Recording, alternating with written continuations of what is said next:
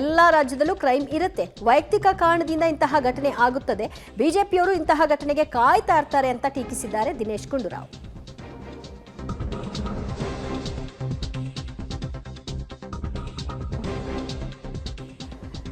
ಹುಬ್ಬಳ್ಳಿ ನೇಹಾ ಹತ್ಯೆ ಖಂಡಿಸಿ ಬಿಜೆಪಿ ಪ್ರತಿಭಟನೆಗೆ ಕರೆ ಕೊಟ್ಟಿರುವಂತಹ ವಿಚಾರ ಸಂಬಂಧ ಬಿಜೆಪಿ ಪ್ರತಿಭಟನೆಗೆ ಸಚಿವ ದಿನೇಶ್ ಗುಂಡೂರಾವ್ ಟೀಕಿಸಿದ್ದಾರೆ. ಎಲ್ಲಾ ರಾಜ್ಯದಲ್ಲೂ ಕೂಡ ಕ್ರೈಮ್ಗಳು ಇರುತ್ತೆ. ವೈಯಕ್ತಿಕ ಕಾರಣದಿಂದ ಇಂತಹ ಘಟನೆ ಆಗುತ್ತೆ.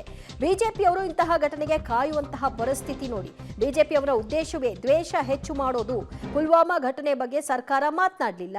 ಇದು ಸರ್ಕಾರದ ವೈಫಲ್ಯವೇ ತಾನೇ ಅಂತ ಪ್ರಶ್ನಿಸಿದ್ದಾರೆ ದಿನೇಶ್ ಗುಂಡೂರಾವ್. ಕಾರಣಗಳಿಂದ ಯಾರ್ಯಾರು ಏನೇನೋ ಮಾಡಿದಾಗ ಅದು ನಮ್ಮ ದೇಶದಲ್ಲಿ ರಾಜ್ಯದಲ್ಲಿ ಎಲ್ಲ ಜಿಲ್ಲೆಗಳಲ್ಲಿ ಎಲ್ಲ ಕಡೆ ನಡೀತಾ ಇರ್ತದೆ.